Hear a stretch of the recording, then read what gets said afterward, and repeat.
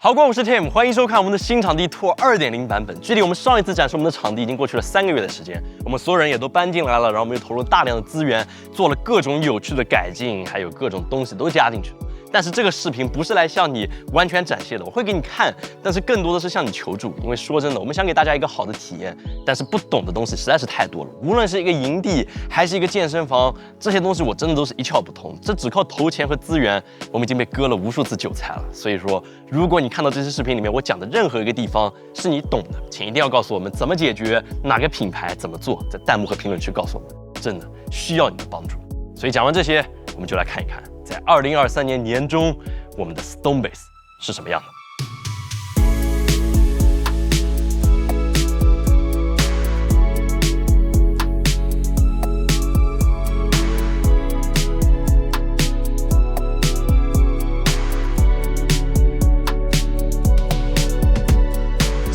这是我觉得我最近最大的一个杰作，就是我们这个 logo。说真的，要把它做下来还挺不容易的，要城管还有各个东西审批以后，让我们才能把它给造好。然后这里面的灯珠我们也用了高的显色指数的，所以这样的话，它晚上不仅仅是做一个 logo 灯，也可以把我们下面这块草地全部给打亮，变成一个照明灯。那说到草地，你就会看到这边是我们新造的一个帐篷营地，然后这个是我从华为的航研所那边学来的。上次我去看了以后，觉得那边真不错，然后立刻回来就把它给抄了。然后这就是我们现在这一块营地。这个营地说真的，我觉得还是挺好的，很多朋友都喜欢在这边坐着，然后中午的时候吃吃喝喝，大家闲聊。平时上班的时候，我们也鼓励大家到外面来工作。但是为什么现在这边没有人呢？其实有2个原因。第一是我发现现在有的游客把这边登记到一个地图上面，变成了一个打卡点，然后结果就经常有人过来这边坐着，导致我们工作会有点影响。然后第2点就是虫子，我不知道你有没有在这种草地上坐过，但我们杭州这边虫子太多了，就离谱。这里有白蚁，这里还有常规的蚂蚁，还有超级多的蚊子。然后这是我的第一个问题，就各位到底应该怎么样才能够有效的杀掉虫子，但又不破坏这边环境什么的？你有什么好的建议能给我们吗？帮帮我。所以这边你看到的就是我们公司的正门门头，上一次来说还是一片废墟，但是现在已经和废墟有一点差距了。你可以看一下，这里就是我们进门的地方，有门禁，你看一扫，这个电磁门就会自动打开，非常的像一家正常的公司。然后这边就是 Aqara 的一套方案，非常有意思，就是针对个人家庭使用的。但是我们觉得我们这个场景非常适合，我们就把它接进我们整个苹果的生态里面。简单来说，它就是一个门铃，但是它不需要接什么别的乱七八糟的线什么的，只要按一下，然后我们公司的2楼那边就会有一个明确的画面，在我们楼顶的大屏上面，在我们的行政或者 HR 可以在确认这个人是正常来我们公司的人以后，这个门就会打开，就可以放人进来。这是反正我们设计的一整套指令。然后这边还有个不一样的，我给你看啊，就是你看这边感受一下，最厉害的就是我们这边用了这个 Aqara 这个全新的这个屏幕，你可以看见没？那边有人，我只要看这个屏幕就可以看到那个人是谁了。不过我有个问题啊，就是你为什么不直接头摇一摇，直接透过这个玻璃看？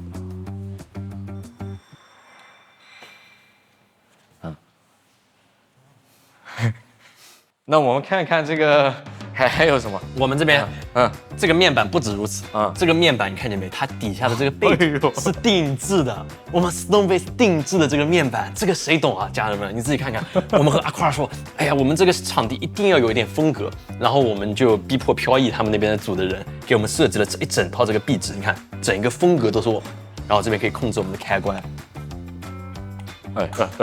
还蛮灵的嘛，灵的啊！然后我们这个壁纸也是公开的，所以如果你有兴趣想用我们这套包装的话，你可以在 Aqara 模板商店里面找到我们的这个设计的模板。所以上一次我和李思维走上去的时候，这边还是一片废墟，就全是木板啊各种东西。但是现在经过了3个月的建造之后，我们这边也就造好了。欢迎来到 Stonebase 的中庭。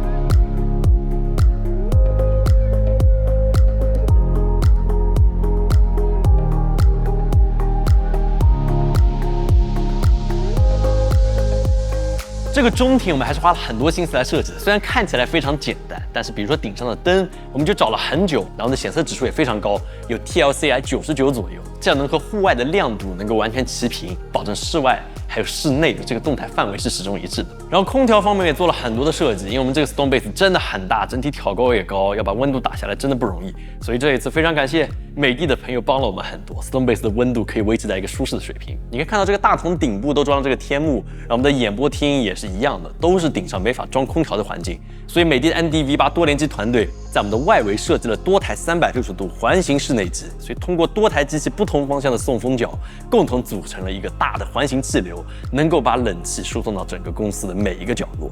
所以这一方面温度上是没有什么问题的。OK， 这里是我们公司的健身房。这个地方就不是我来跟各位展示的了，这个地方是我一筹莫展的一个地方。就是现在公司虽然建好了，但是说真的利用率不是很高。我觉得是我们选的设备出了问题。大家都很想健身，但是这里就要问各位健身大佬们了。你看我这么一个人是不可能有什么健身经验的，我们应该在这个区域放什么样的健身设备是比较合适的？我觉得我们现在放的都是椭圆机，还有跑步机，都是一些有氧运动，但是无氧的东西我选不好，我也不知道该选什么牌子。所以拜托大佬们帮帮我，我应该买什么东西？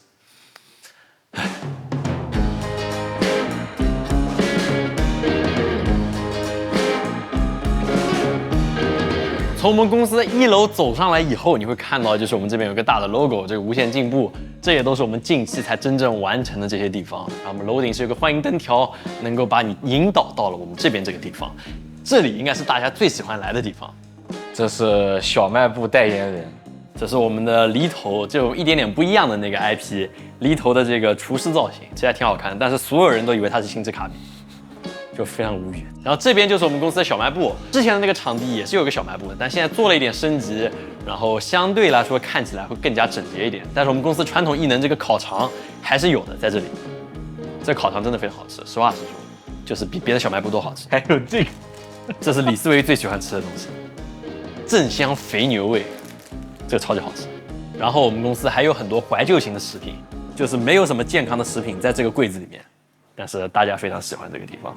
然后这边是我们公司的中岛，然后在这里的话，我们的行政其实每天早上会大家做一些这个鸡蛋饼啊、灌饼啊，什么东西都会在这边做。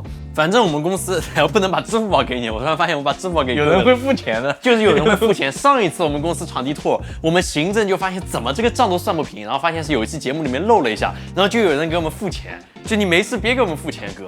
然后这是我们公司的菜单，这个你可以看一下，啊，就是每天会有各种吃的，吃吃喝喝的东西都在这里，请你不要给我付钱了，谢谢。这边是我们公司的这个吃吃喝喝的另一个水吧台，这边是大家平时吃午饭的地方，然后这块地方就是咖啡区，这一块地方是由小鱼来打造的，就是说真的我没有参与太多，但是他还是花了不少心思的，给这边搞了各种贴纸，然后杯子，然后各种大大小小的什么速溶咖啡、胶囊咖啡，都是在这块区域做的。这个咖啡机啊，我上次用了一次，它非常讲究，它像个小电脑一样。然后你看，你里面选不同品种的咖啡，它就会给你泡出来，真的。这不是咖啡机，一个咖啡机应该做的吗？这样的吗？它不然还能给你干什么？你点一杯咖啡，它告诉你自己做一杯，然后我怎么喝啊？你加点冰块进去。这里我们有制冰机，这我觉得我还是挺自豪的。我们公司有制冰机，这也是我第一次用制冰机。一看就是第一次用。哦，虽然这个我突然发现。好，哇，你这就是一杯冰美式，觉得还行吧？对吧？咖啡还是不错的。然后这里的话就是我们的水槽，也没什么可以讲的，就是有一个352的这个净水器，还有直饮水龙头，这样的话大家就可以直接调到一个特定的温度，不管是热水还是凉一点的水，全部都可以保证出水。所以这样要快速泡个面，或者要临时做一点这种泡冲泡的东西，都可以用这边直接喝到干净的水。从我们的水吧台走过来以后，第一个映入眼帘就是我们的产品部门，这边是非常混乱的一个部门，因为有各种打样的产品，然后各种的样品都在测试。然后这里的话就是我们公司的总控，这也就是 Aqara 给我们做的一个 SE 大屏，它有个摄像头，所以说我可以跟它摆一个特殊的姿势，然后来给我一些特定的指令，比如说我竖个大拇指，这样应该是把我们的顶灯给打开。这也能识别，就你可以有很多很骚的姿势，然后来激活它。至于公司中庭，我们也有了一些改进，你会看到我把2块巨大的 Micro LED 屏幕从我们过去的楼下搬到了楼上。为什么？因为楼下有这个接缝，我们觉得不是最好看，所以在考虑再建一块更大的屏幕。这个我们以后再来说。但现在你会看到这里这2块屏幕都放在这儿，然后我们都接入了 Apple TV 的这个系统，所以说随便投屏，然后也可以用来审片，也可以来玩游戏。我们考虑把 PS5接到这块屏幕上，这样大家可以在这边有互动，有一些娱乐，这是我们目前在考虑的。然后除此之外，我们把我们的这个滑梯增加了一个垫子，防止人的屁股受到严重的伤害。然后之前有好多朋友问我说，那个老番茄还有某幻给我们做的这个雕像去哪了？答案就是在这里。这里本来是我们用来我们做产品部门的产品展示区的，但是现在的话，我觉得还是有个人看守着它比较好，然后我们就把雕像放在这儿了，永远的守望着我们的产品。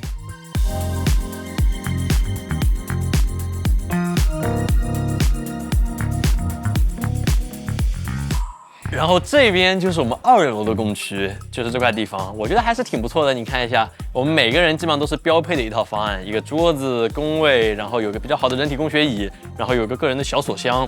然后之前有朋友说，为什么不做隔板？我们以前是考虑做隔板的，但是直到后面我发现，我们把我们的显示器放上来以后，就根本不需要隔板，因为我们公司的这个显示器比正常的公司要大太多了，27寸的显示器起步每个人，然后有一大部分的人用的都是34寸的显示器，就是全是 OLED 的外星人。这是李思维当初想办法给我们弄来的显示器。然后这个凳子的话，我说真的挑了非常非常久，就是颜色上面的话，基本上能够让你满意的没几款。就是我跟李思维当初下的一个最直接的命令，就是我要求有白色的这个背板，然后相对来说看起来比较美观，然后但是又要真的起到人体工学椅的作用，然后最后他就选了这个 Steelcase， 这是李思维的采购选择。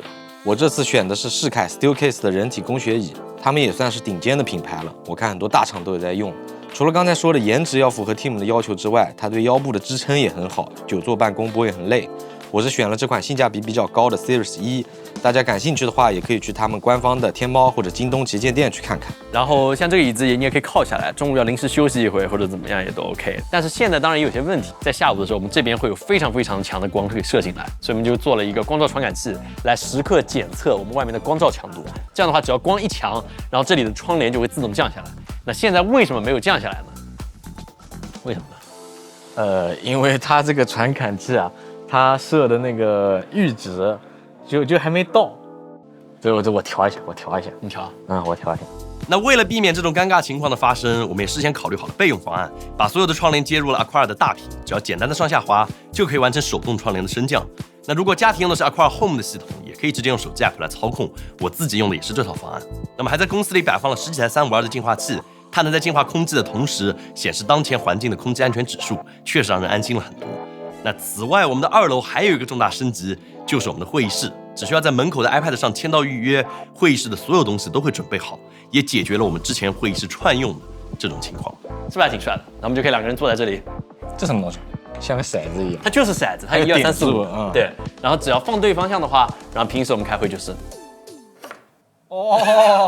就很嚣张，有说法的。就是我就差这边再做一个那个叫什么气压柱，在你凳子下面摇一下，然后我就弹出来，摇一下把我弹起来，然后直接干走。但是整一个空间就是比较漂亮的一个会议室，然后顶上这个灯光也是我们和楼下用了一辆超高显指的灯珠，这样看起来是和外面的空间是一模一样的。至于这边电视，我们采用的就是一个比较漂亮的 LG 的 OLED 系统。然后我们的这个会议室以前投屏需要插各种东西，然后画质不够好，然后现在我们就采用了一个 Apple TV 的方案，相对来说非常简单，我只要点一下这个屏幕镜像，然后点一下我们的会议室，直接就可以完成一次性的投屏。然后 Apple TV 的优点在于它的画质相比别的投屏都要高很多，当然重点是在后面要藏一台 Mac Mini 或者一台 Apple TV。然后这就是我们整一个会议室的解决方案。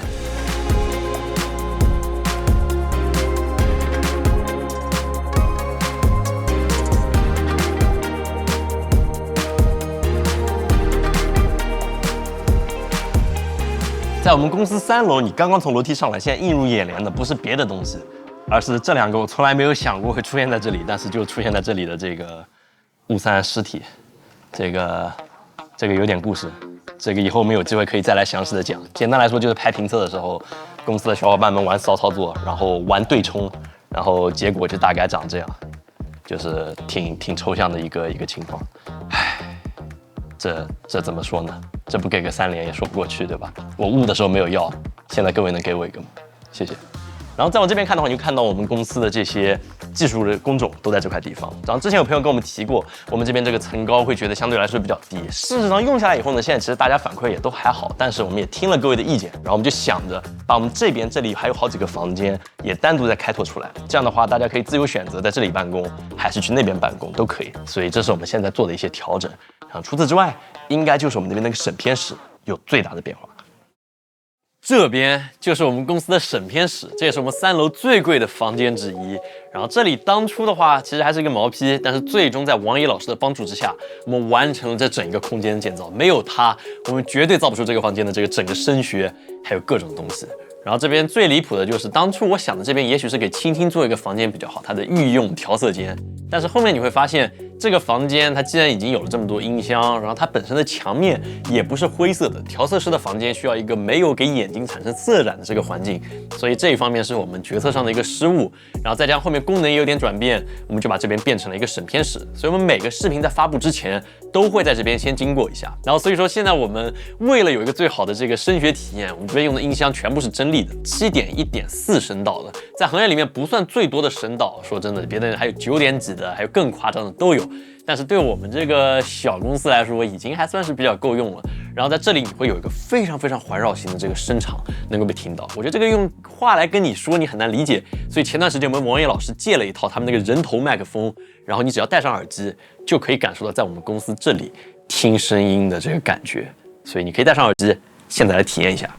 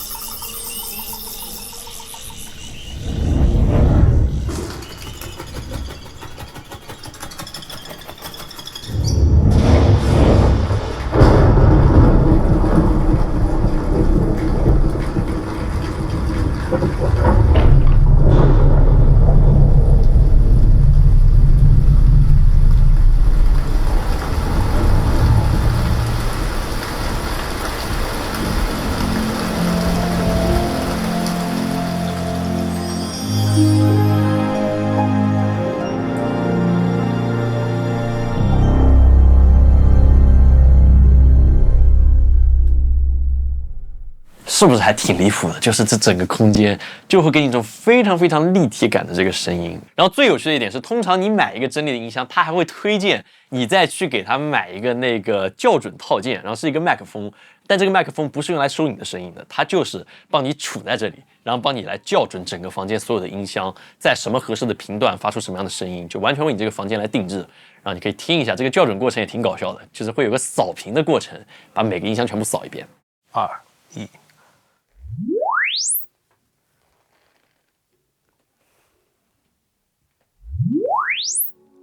然后这个审片室里面，我们还是有不少小的细节做在这里的，比如说这个空调出风口基本上是听不到声音的。我们以前老的那个审片室是空调一开噪音巨大，然后一关掉以后吧又热得要死，就没法待人。然后现在美的帮我们做了这套方案，这个 MDV8，然后它有一个直流恒风量的这么一个技术，能够把室内机本体放置在了一个远离录音棚的区域，然后通过自动适配不等长的这个风管，是一个蛇形的这个风管在里面，这样可以送到各个录音棚，然后但是又没有噪音，就解决了这个本质的问题。这里的话，我们的审片室别的就是各种各样的这些奇特的装备，我们基本上配齐了所有的媒体中心，不管是 PS5、Apple TV、Switch、Mac Mini， 一个 LG C1 的电视，各种东西全在这了。看电影、玩游戏，这个开小组会议，这边都是非常适合的。之后我们会再增添一个这个 HDR 的监视器，来把杜比世界也给做了。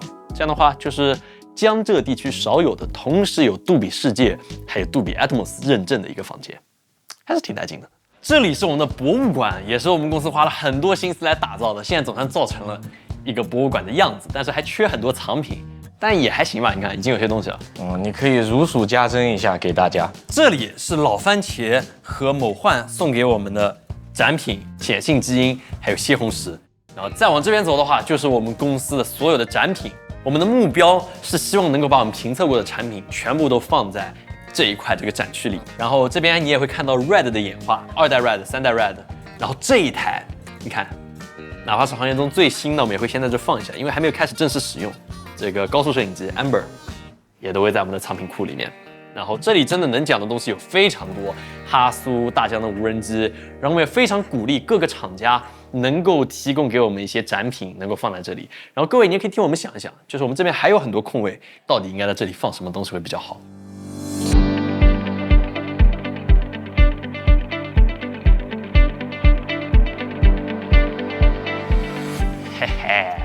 这应该是没有什么公司有的解决方案。这就是我们公司的这个无人机场，这是大疆的那套系统，然后我们觉得真的非常有用，就搞了一套过来装在我们的楼顶，用来做看景还有建模那些操作。然后它里面装的飞机不是 Mavic 3，而是一个叫做 M30T 的一个机型，就是一个超级大版的玉，然后也是可以折叠的。然后它这架飞机比较好的一点就是它可以防水，可以防各种天候。然后之前大家提的就是，如果说下雨怎么办？那答案就是它也可以起降。然后我也知道有朋友说，那如果风超级大，它没法回到这个停机坪怎么办？那答案就是我们有个备降机场。备降机场是什么呢？就这儿，就是假如真的情况很糟糕的话，它还可以掉到这个地面上。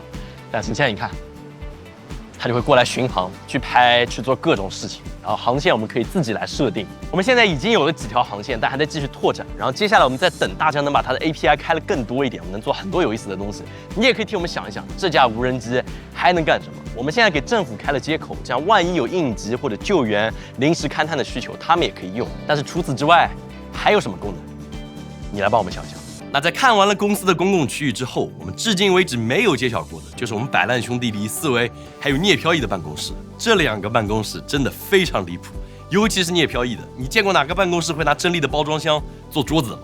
还有这个椅子，过来的客户一坐就会觉得低人一头。而更让人不能理解的就是飘逸竟然在桌上摆着7瓶气瓶。这个东西大有来头啊！我为什么要放这些东西呢？当然是因为有一些额外的装备啊，比如说这个我非常喜欢的、非常有设计感的，雪峰的这个户外炉，你看，哇，太帅了，对不对？然后呢，这里还有李思维倾情奉献的茶叶啊，据说很贵。哎，烧水的壶，还有一个非常便携的户外茶具。这个里面呢还有几个小杯子，你可以把它拿出来。老板喝茶。这就是江浙人和广东人那些喜欢泡茶人看到都会沉默的设置。然后你看还有一个我买的这个米家的露营灯，不仅可以挂在这儿，还可以挂在这儿。这不是公司的 C 架吗？对啊，然后呢还可以挂在这儿。哇，上班的时候也有一种露营的感觉，太爽了。这就是太离谱了，一定要把一个现代化的办公室推回到这个50年前的一个野营生活之中。这就是飘逸的办公室。然后这边就是李思维的办公室，我把这边叫做墓室，因为这是公司里面唯一一个没有任何窗户、没有任何通风系统、没有任何什么都没有的一个房间。就是不开灯的话，你真的觉得很离谱。就是怎么会有人待在这种地方？但是我在这搞了一个这个晴空灯，一下子看上去就像有窗一样呀。然后这里是什么东西啊 ？Xbox Series X、PS5、HomePod、352净化器，然后你的工位，这个工位非常的好，你想从何说起呢？这是你的工位，我第一次来你工位。好，我的工位首先是这样的，我采用了一个叫做低趴的设计，就是我把它降得非常非常低，你坐一下，然后用一个露营椅，然后这样这个和你也飘逸是一脉相承。哦，他抄袭我的，这是我的点子。为什么还有三体放在这？这个三体它大有来头。有什么来头？就是你打开它的扉页，会发现，就是有一个签名。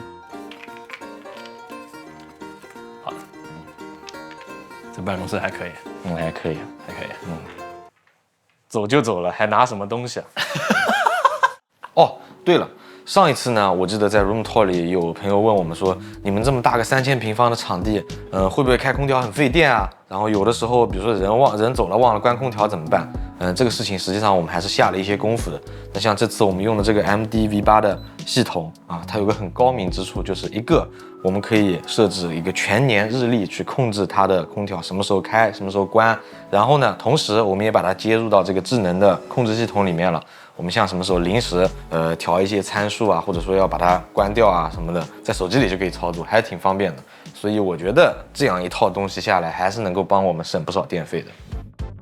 所以这就是我们这期 Stonebase 2.0的 tour， 希望你觉得有一点意思。但是说真的，即便我们想造一个非常好、有意思、漂亮的办公空间，但离这个目标还有一些距离。然后很多时候也不只是投钱、投时间、投资源就能够完成的，还需要真正的专家的帮助，才能把事给做对。所以我们现在想开启一个新的系列，就是 UP 主改我们计划。